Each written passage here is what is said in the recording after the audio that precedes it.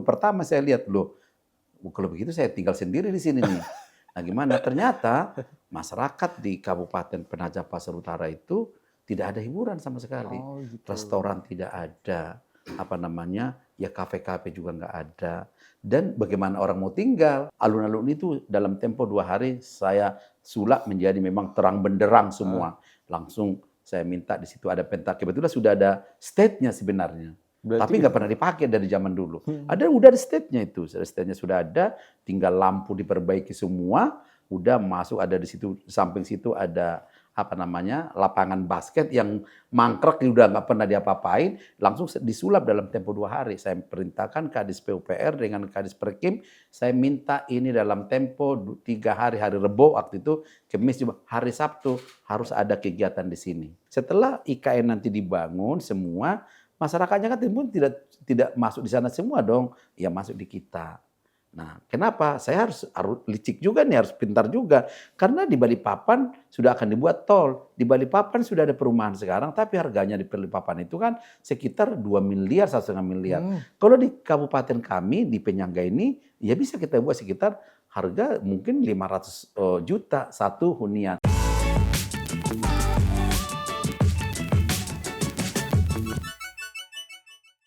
Bapak Makmur Marbun, pejabat Bupati dari Penajam Pasir Utara. Selamat datang di Nusa Raya, Pak.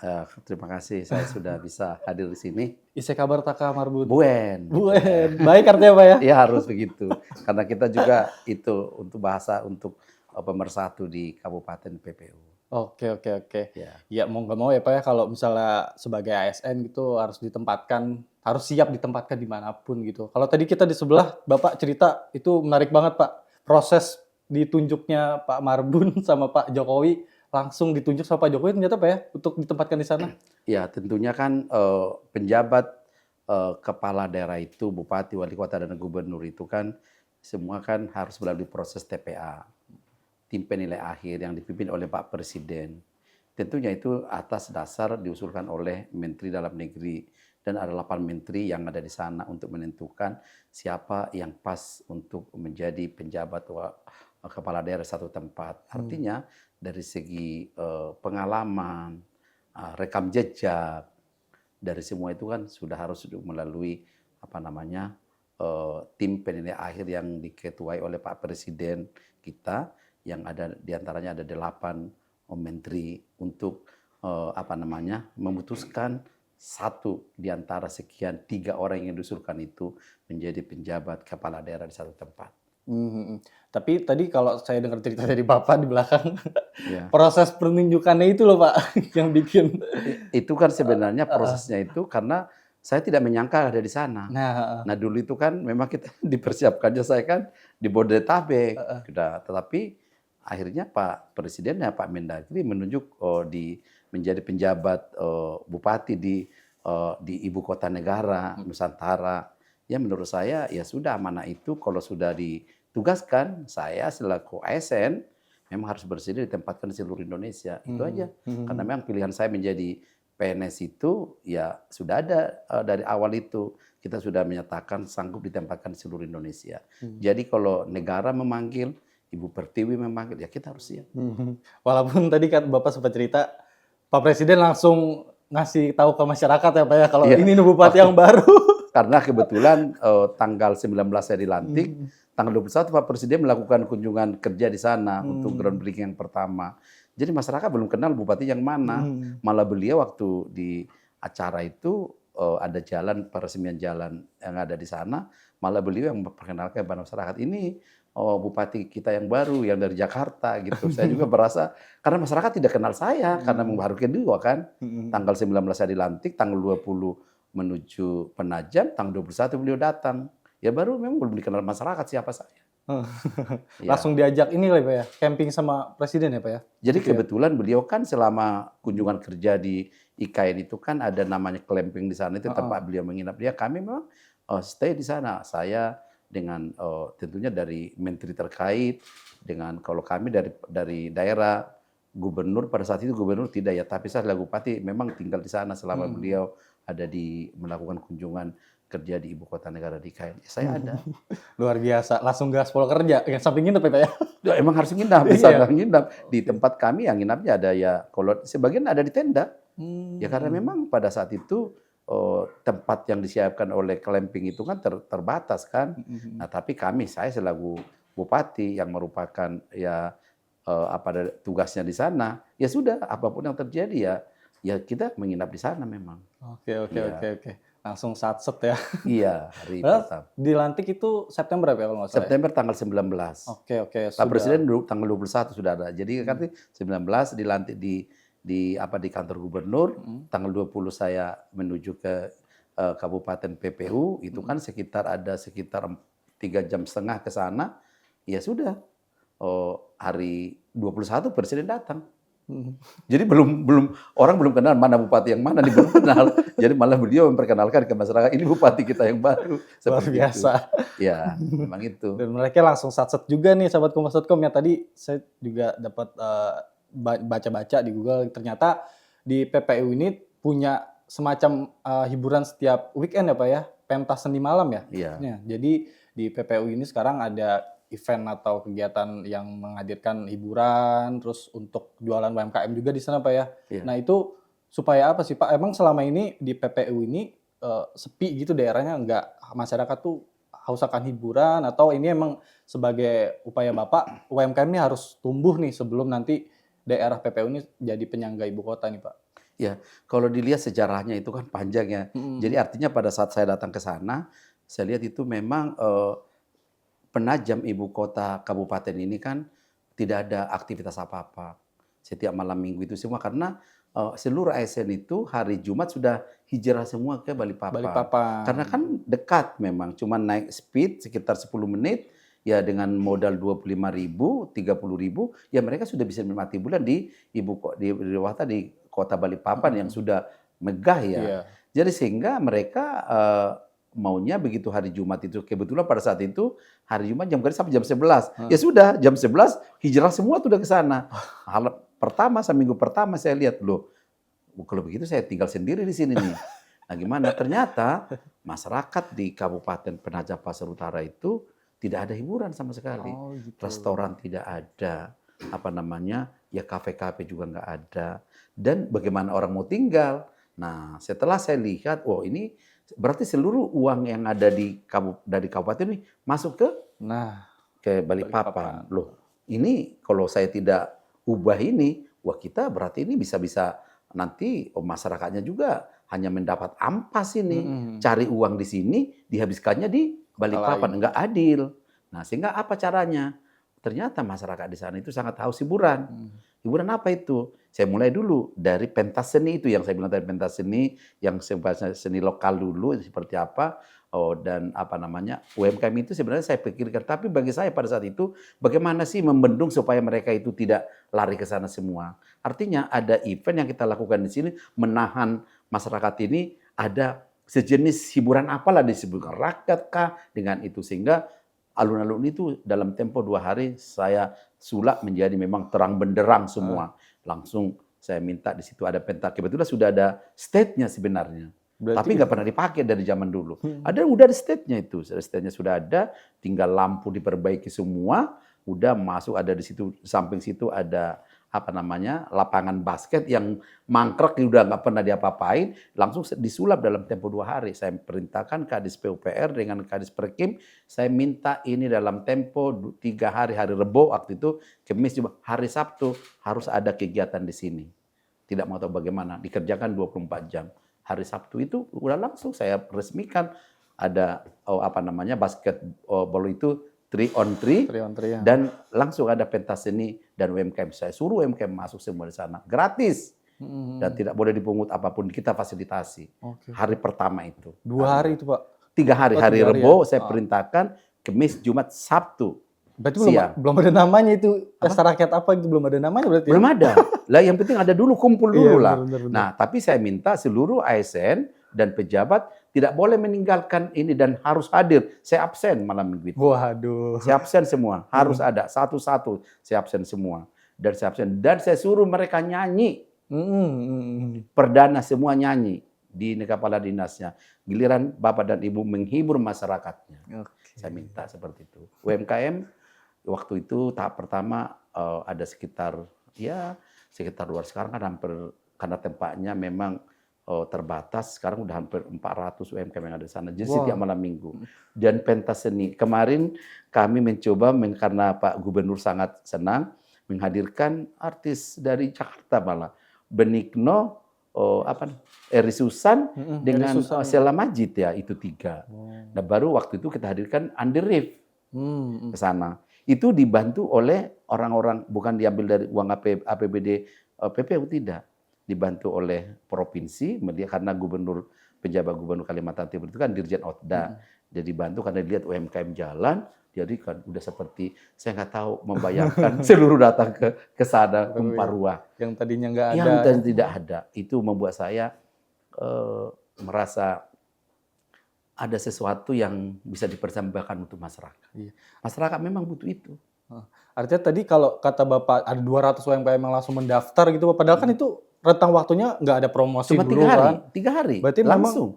Karena memang UMKM-nya banyak, Pak. Cuman mereka tidak tertangani.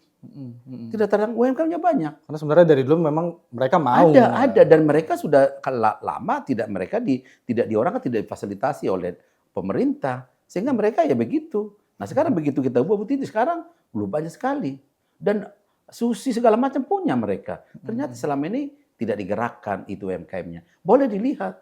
Dan sampai sekarang itu sudah kita buat. Dan sekarang sih saya ajak nih UMKM yang jual bakso pentole namanya itu, yang pakai QRIS semua sekarang. Cashless ya berarti ya? Iya, cashless. Iya, benar. Tidak. Saya minta kepada mereka jangan lagi belanja pakai uang yang seperti nggak bisa lagi. Karena kenapa? Hilang segala macam. Udah pakai itu aja semua. Semua. Dan 99% sekarang yang ada di sana itu pakai QRIS semua. Semua sudah saya kerjasama dengan Bank Kaltim-Tara. Bermula dari itu langsung Car Free Day. Nah, Car Free Day saya buat hari itu juga. Kenapa Car Free Day? Supaya ada sebenarnya masyarakat itu ada olahraga bersama. Nah, saya buatlah di itu dan saya mulai lagi kan sepeda santai pagi dari jam 6 sampai menurut tempat meeting Car Free Day itu. Baru olahraga bersama di sana. UMKM saya hadirkan di situ. UMKM saya hadirkan di sana, di panjang jalan itu semua. Dan saya minta bagian umum tidak boleh menyiapkan snack yang berasal uangnya dari Pemda, biarkan beli di situ. Tidak boleh disiapkan. Biasanya kan kalau ada event kan siapkan snack segala macam. Oh tidak, nggak boleh saya bilang. Nggak boleh, biarkan itu belanja di yang ada UMKM yang kita buat. Kalau kita tidak belanja, terus siapa? Rodanya berputar ya. Nah itu, memang ya itulah salah satu menurut saya yang memang yang sampai sekarang ini menghibur saya di sana. Artinya UMKM sekarang naik sangat tinggi dan 400% yang ada di sana. Dan hotel sekarang, tingkat hunian hotel dulu sebelum pas saya ke sana, tidak pernah okupasinya itu 25%. Sekarang PHRI ditanya, 125%. Wow, bisa ditanya, PHRI tanya saja, 125%. Dan semua kegiatan saya taruh di sana. Nah, tadinya itu hotelnya itu tidak ada gambar burung garuda karena nggak pernah itu. Sekarang semua berbenah.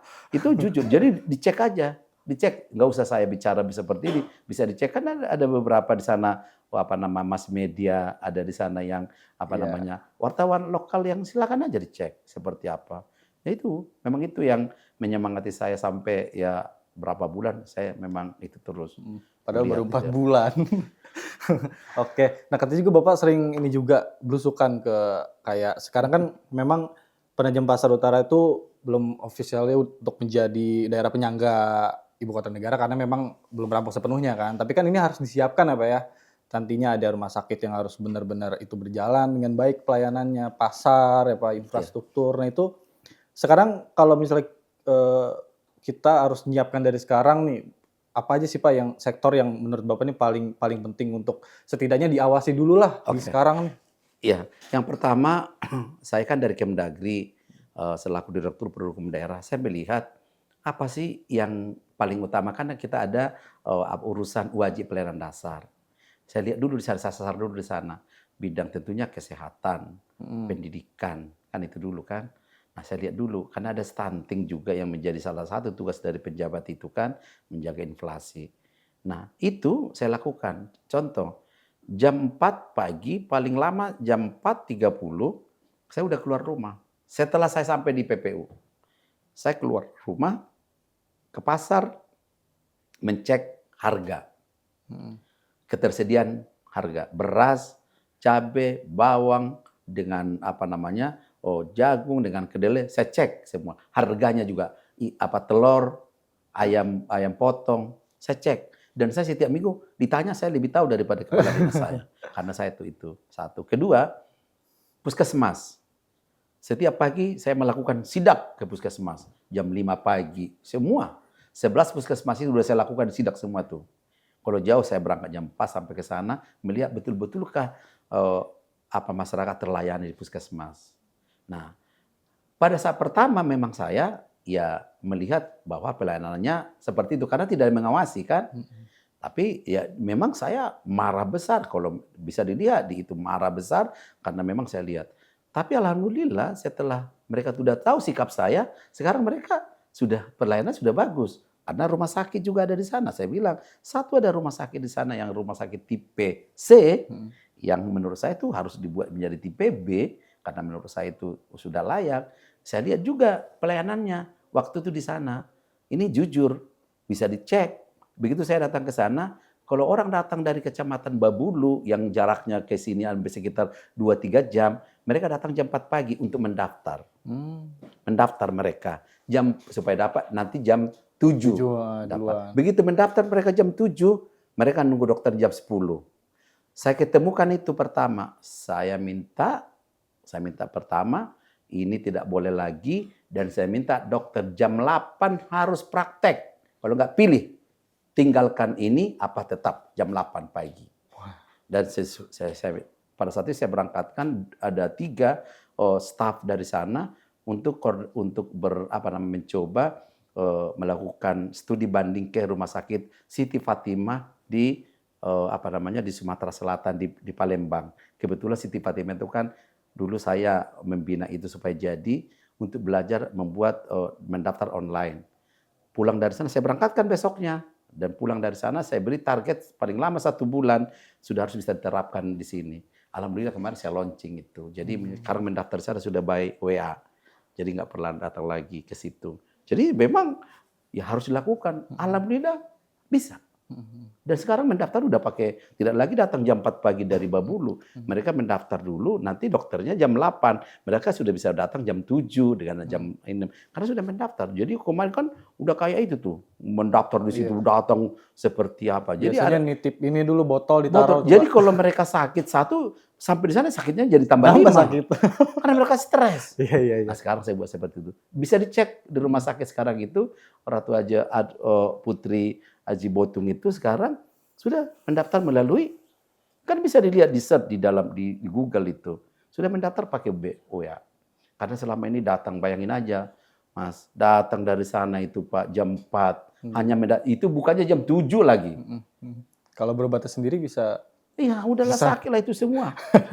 Tepar di sana. Itu. Oke, itu berarti pertama sektor kesehatan ya Pak ya? Itu pendidikan. Pendidikan. Ya, pendidikan waktu itu saya minta di sana. Ternyata pendidikan itu kan masuknya pagi jam 8. Loh, pulangnya kan lebih agak sore kan. Loh, saya bilang kenapa jam 8? Sementara saya di depan rumah setiap pagi, jam 6.15 anak-anak sudah berangkat ke sekolah. Terus di mana nih? Saya rubah jam kantor, saya rubah yang tadi jam 11. Oh, dia pulang, saya minta sesuai dengan peraturan Menteri Dalam Negeri 16.30 hari Jumat. Jam belajar saya minta jam 7.15 sampai jam 2 apa jam 3. Tadinya kan sampai jam 4 karena masuk jam 8. Saya minta jam 7.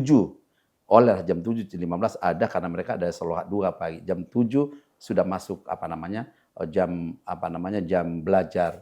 Waktu itu saya dibully dalam arti kok tiba-tiba kan kami kan masih ngurusin suami, ngurusin anak, ngurusin katanya ibu-ibu. Terus saya bilang itu pilihan kalau memang ngurusin anak, ngurusin suami, keluarga, ya bangun jam 4 supaya terurus dulu, jangan mengorbankan anak sekolah. Nah sekolah kan jam 6:30 sudah jalan, sudah sampai di sekolah. Masa mereka sampai 1,5 jam menunggu di sana supaya menunggu gurunya? Dan terbukti, saya melakukan sidak. Anak-anak sudah masuk di sana jam 6:30, jam 7, gurunya belum ada, ruang kelasnya belum dibuka. Oke, oke, Ya oke, sudah, oke. ya saya buka sendiri. SMP 10 bisa dicek. Saya buka sendiri tuh ruangannya, suruh masuk semua. Karena menurut saya ya anak bangsa kan harusnya itu baru masalah sumber daya manusia, bagaimana ibu kota kabupaten penyangga IKN itu sekarang itu menjadi fokus kami. Salah satu sekarang peningkatan sumber daya manusia di Kabupaten Penajam Pasir Utara. Oke, oke. Jadi kan tapi kan sumber daya manusia itu harus disiapkan tadi itu Pak Oh iya, dengan kedisiplinan dulu ya. disiplin dari pertama. Jadi kalau saya sampaikan sangat gampang. Saya tanya itu kalau saya setiap pagi ke SSD, SMP, saya tanya, siapa yang bangun jam 5? Kalau dia bangun jam 5, berarti dia kan sholat subuh. Kalau dia bangun jam 6, emang berarti dia memang bablas, dia nggak itu. Nah, disiplin. Nah, itu salah satu. Saya tanya, kenapa saya minta agak sore dia pun jangan terlalu sore supaya ada waktu bermain sama itu ngaji. Bertemu dengan temannya sore. Kalau sampai sore lagi dia di sekolah, lo dipakai 1,5 jam dipakai nggak jelas pagi untuk kebayar nanti sore. Lo lebih bagus cepat dia pulang ada ruang bermain untuk teman-temannya, jagaan adik, pada bermain dengan tetangga, dengan sebelah. Jadi itu yang saya buat sekarang. Alhamdulillah pertama mereka bingung karena biasa kan jam ke sekolah jam 8, guru-gurunya dengan orang tuanya. Kok tiba-tiba sekarang jam 7? Ya tetapi nyatanya bisa kok. Oke, oke, Nah oke. itu. Luar biasa. Ya. Oke, itu dia. Jadi kita beralih nih Pak ya. Tadi kan kita udah ngomongin tentang ya pembangunan sumber daya manusia, kedisiplinan. Sekarang kita mau tahu juga nih Pak, banyak pertanyaan dari masyarakat sebenarnya progres pembangunannya. Kan karena PPU ini ditunjuk sebagai titik lokasi pembangunan IKN kan. Iya. Tapi kan tentu ada menular juga nih pasti pembangunannya Penyangga, merembet ke ya. penyangga. Nah, itu ada progres pembangunan baru nggak sih Pak di Oke. sekitar PPU?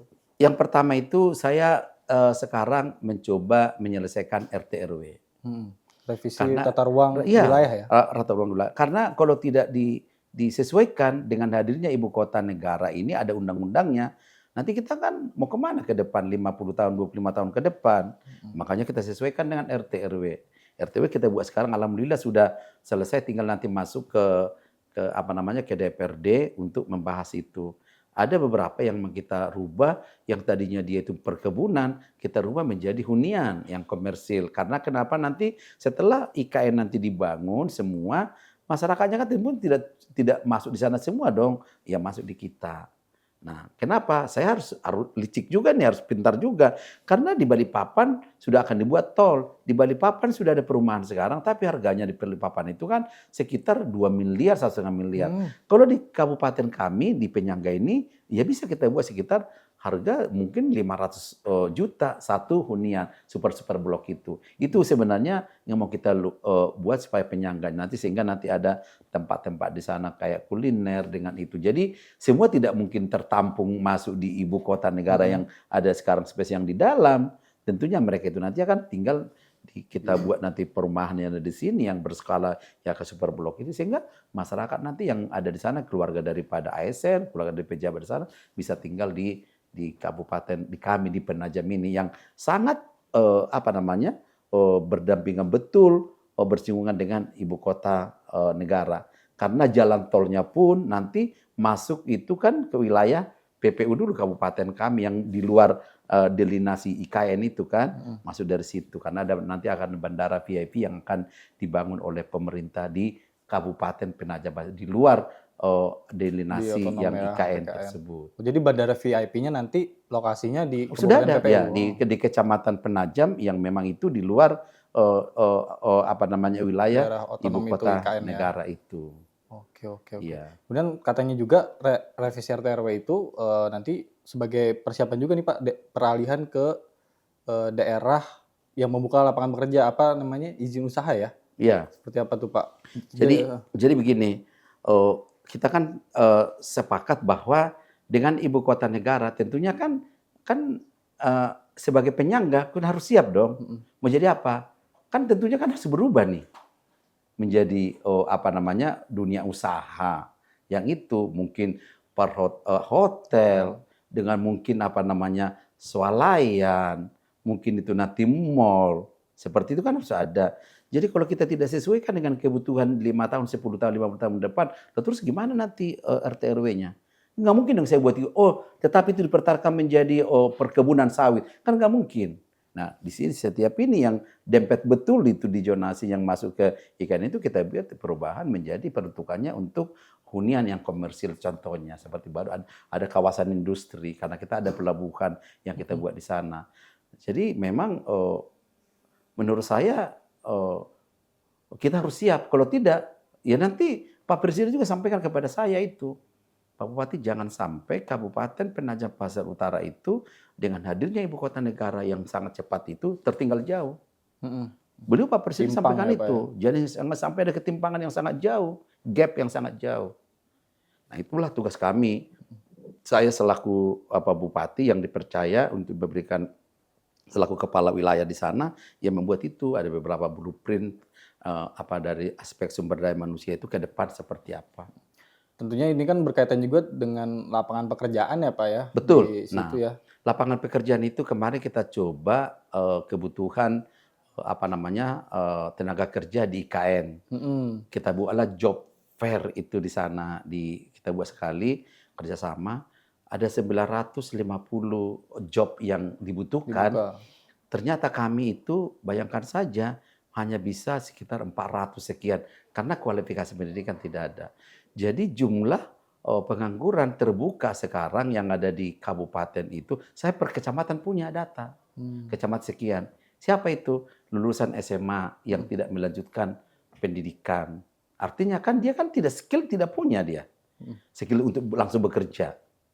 Oke lah SMK mungkin bisa, tapi SMK kan tidak mungkin kalau tidak diberikan peningkatan lagi kepada dia, kan tidak mungkin masuk ke dunia kerja yang artinya yang punya bisa kompetensi bersaing, internasional dengan. Nah sekarang tahun ini kami coba untuk nanti bekerjasama dengan Solo Eco Park itu dengan di Batam itu nanti yang lulusan SMA ini, SMK ini yang kita lihat nanti ada beberapa jurusan yang kita buat, kita harus nanti kita vokasi. Jadi saya tidak masuk ke beasiswa ini. Vokasinya itu kita buat kepada mereka, nanti mereka selama 3 bulan dididik secara teknis. Tetapi mereka nanti punya sertifikasi yang memang itu diakui oleh BSN itu. Jadi sertifikasinya nasional dan internasional. Jadi bisa. Kalau nggak begitu, bagaimana kita menjadi sebagai penyangga ibu kota kalau kita hanya menonton? Nah itu salah satu. Nanti mungkin Februari kami sudah akan mengirimkan 100 angkatan pertama 100 orang dulu yang di sana ada beberapa jenis kayak ngelas di bawah dasar laut, masalah mekanik, teknikal itu kita buat ada beberapa 6 pilihan yang kita mau itu di sana. Sehingga kemarin juga saya minta kepada Dinas PUPR supaya punya sertifikasi terkait dengan konstruksi itu, tenaga konstruksi. Jadi kalau itu harus kita bina, cari orang untuk bata segala macam, itu kan harus ada tersertifikasi. Kalau sertifikasi berarti kan kalau orang bangun di sana nanti yang itu kan dia punya kemampuan dibuktikan dengan sertifikasi yang ada. Sekarang kan harus ada sertifikasi. Anda menyatakan Anda itu mampu, Anda itu punya, ini ada sertifikasi yang dikeluarkan. Tentunya lembaga yang bertanggung jawab di situ. Oke. Kalau tadi bicara balik lagi ke revisi RT/RW itu memuat aspek ini juga Pak, substansi tentang pendidikan misalnya universitas. Oh enggak, nanti itu kan artinya penentukan. Contoh wilayah ini penentukan untuk apa? Untuk mall, untuk untuk dunia usaha, dunia pendidikan, untuk rumah sakit dengan pariwisata, kan seperti itu. Kalau untuk pendidikan itu nanti kan ada IPM ya, Indeks Pembangunan Manusia itu yang kami memang termasuk rendah Kabupaten PPU. Tetapi kita akan targetkan itu dalam tahun ini memang kita akan berusaha meningkatkan IPM tersebut. Ada beberapa sampai dengan stunting. Kami kemarin dapat penghargaan juga artinya usaha yang kita lakukan itu untuk mengatasi stunting yang ada di sana. Jadi belum stunting yang dilihat tapi usaha yang kita lakukan karena saya melibatkan gereja,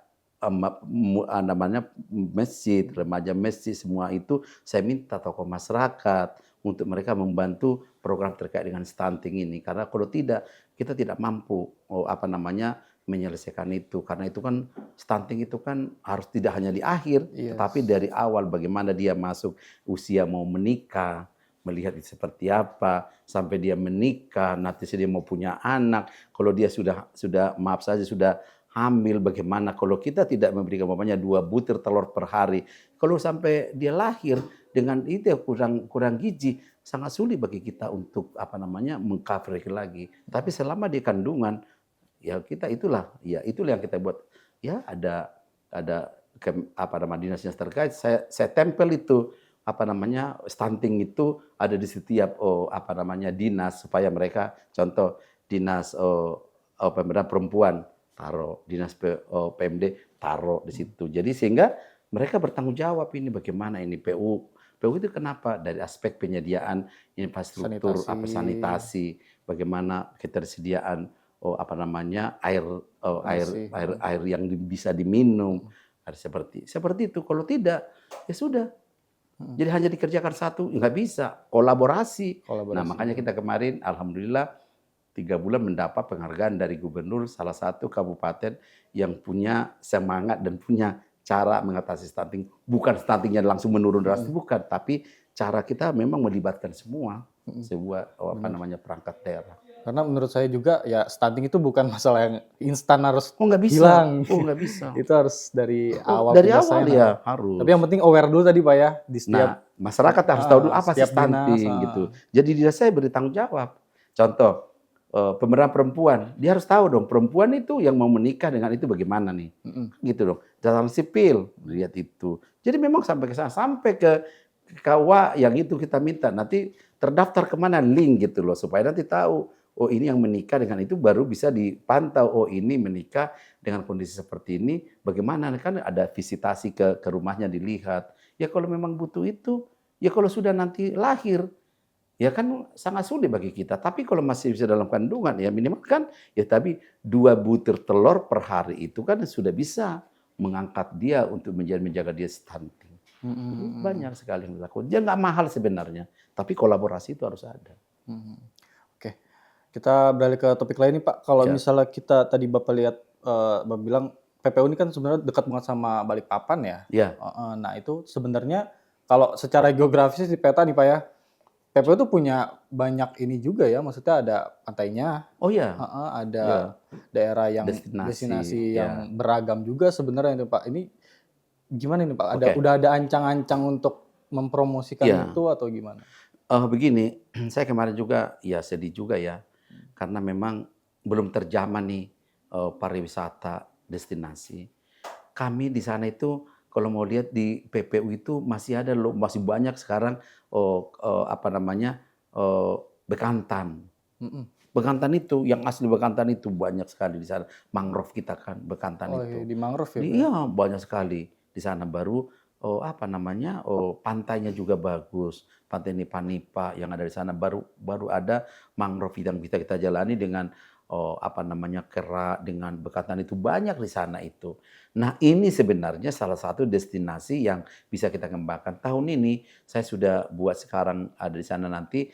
Jadi ada mangrove yang nanti kita bikin jembatan itu terus semua. Jadi masyarakat bisa masuk ke dalam mangrove itu jalan jembatan. Jadi disitulah bekantan itu. Kalau sore bekantan jam 5, jam 6 itu banyak di situ bekantan. Jadi tapi ada jalan kita buat setapak itu sekitar 1,5, hampir nggak sampai 2 meter lah dari kayu sampai ke pinggir pantai sana. Terus saya lokasikan anggaran ke situ. Dan ada namanya dulu Pantai Nipa-Nipa yang notabene itu zaman dulu itu tujuan wisata, tapi mangkrak dan nyaris itu menjadi hutan nggak jelas, gelap gulita, semua nggak ada air. Sekarang kemarin sudah saya kembangkan itu menjadi satu tempat destinasi yang untuk melakukan kuliner. Karena dari situ bisa memandang Balikpapan seperti lampu di sana itu bisa kita makan di sini itu melihat Balikpapan dengan gemerlapnya itu di sana. Jadi memang sana karena ini pas persis di bawah di tepi pantai. Dan kemarin kita coba untuk di sana destinasi untuk jet ski gitu loh kita buat. Saya minta kemarin. Iya betul, kita muat. Karena saya kebetulan Pak Gubernur kemarin kan dengan Pak Kapolda punya jet ski melalui kita coba. Jadi sehingga masyarakat sekarang ini ternyata dari Kabupaten Pasir untuk datang dia berwisata ke PPU itu, yaitu ke apa itu ke pantai itu, Pak.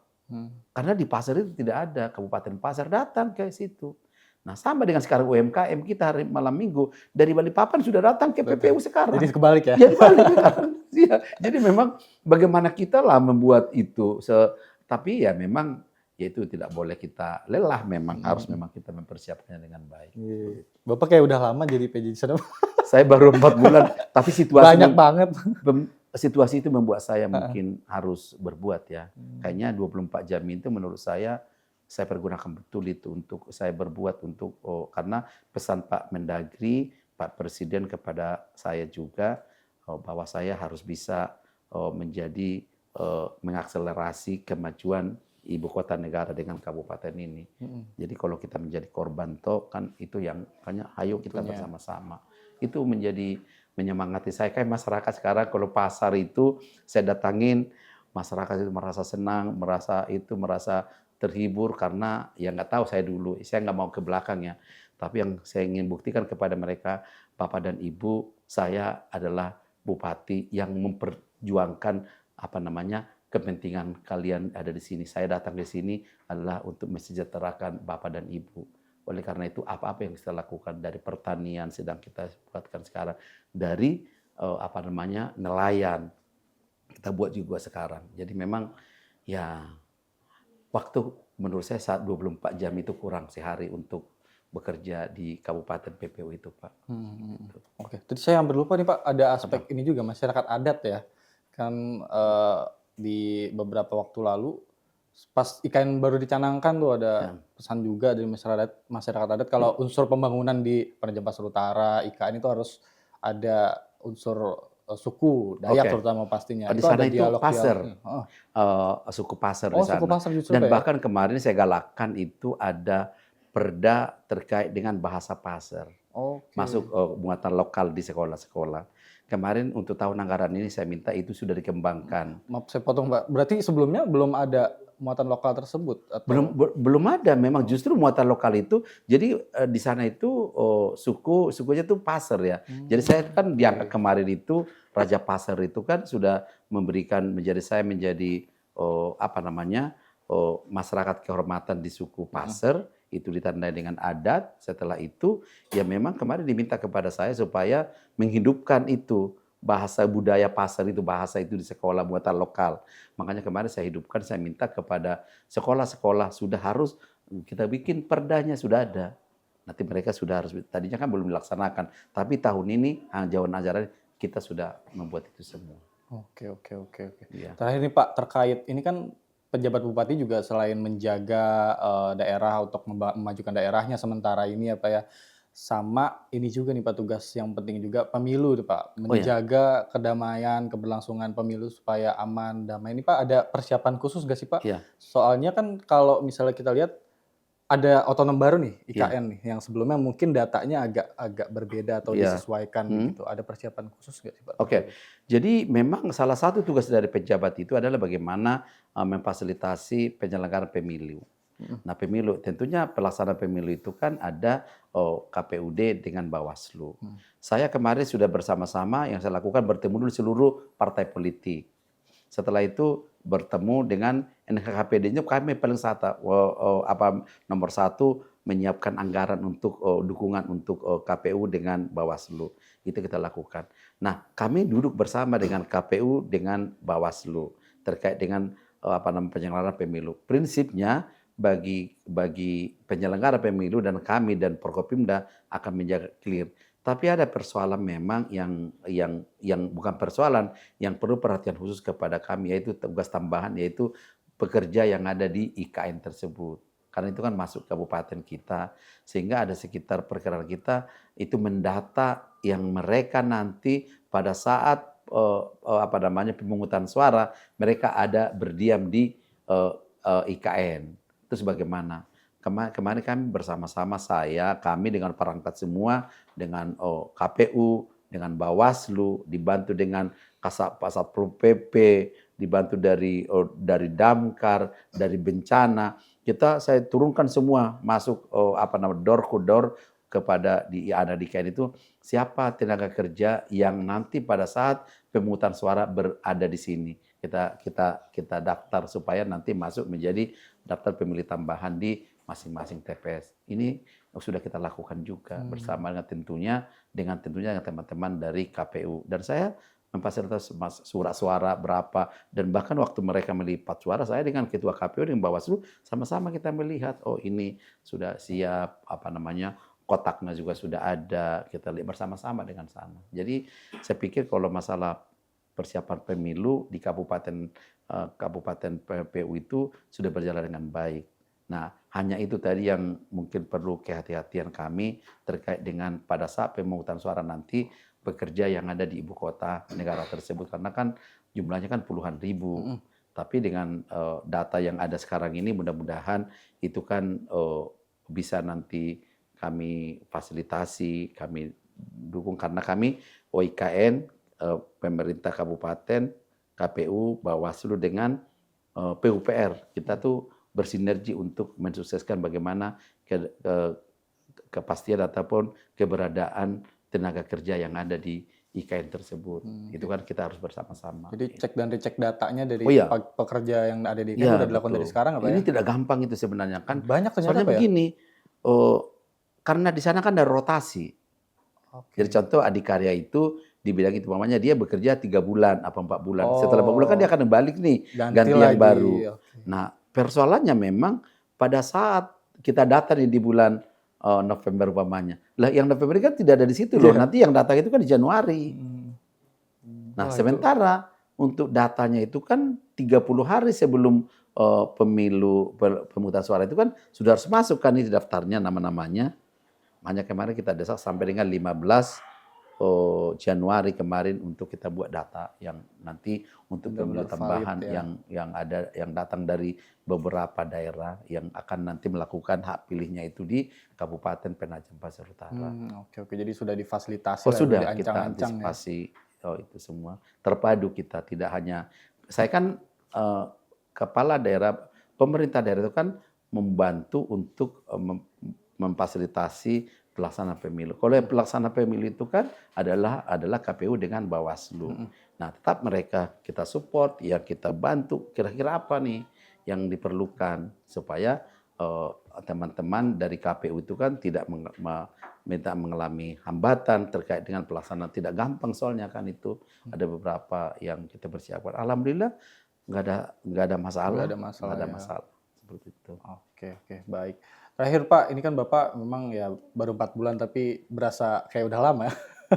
Sebenarnya tidak rasa lama, tapi kalau kita menjiwai pekerjaan itu kan enjoy aja gitu. Ya enjoy aja. Ada pesan mungkin Pak untuk masyarakat Penajam Pasir Utara nih yang dikit lagi kalau memang benar terrealisasi nanti IKN akan menjadi warga metropolitan juga nih sama kayak warga Jakarta.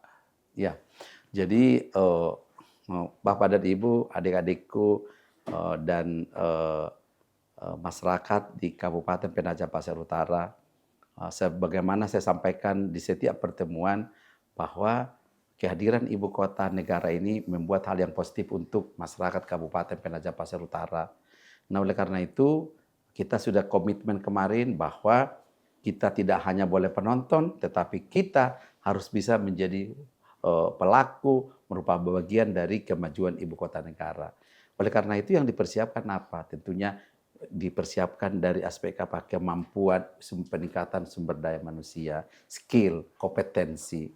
Supaya nanti begitu kita punya kompetensi, berarti kita akan bisa bersama-sama dengan teman-teman dari provinsi lain itu bisa menjadi pelaku untuk di ibu kota negara yang ada di sana. Karena kenapa? Hotel berbintang 5 sudah ada.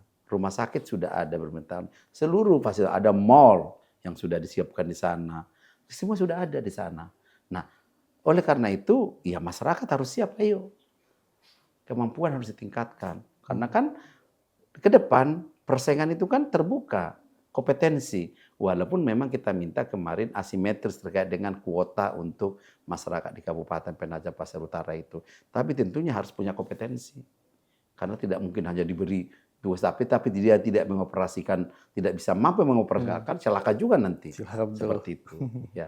Oke, baik. Terima kasih banyak Pak Terima kasih. Marbun. Sehat selalu, semoga Penajem Pasar Utara ini semakin jaya. Oke, amin. Terima kasih.